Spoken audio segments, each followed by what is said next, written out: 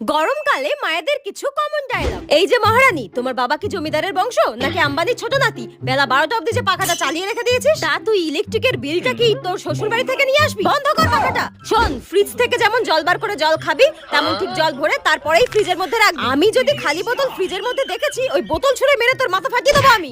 টেপি, একদম কিন্তু ice cream cold drinks খাবি না, তোর কিন্তু ঠান্ডা ধাত বলে দিলাম আমি।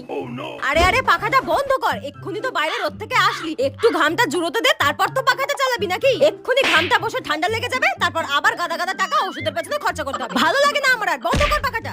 ব্যাস, বাইরে থেকে এসে ফ্রিজের জলটা গদ গদ করে গিলছে। কেন, তুই কি জীবনে জল খেতে পাস না? বাইরে জলটা খা।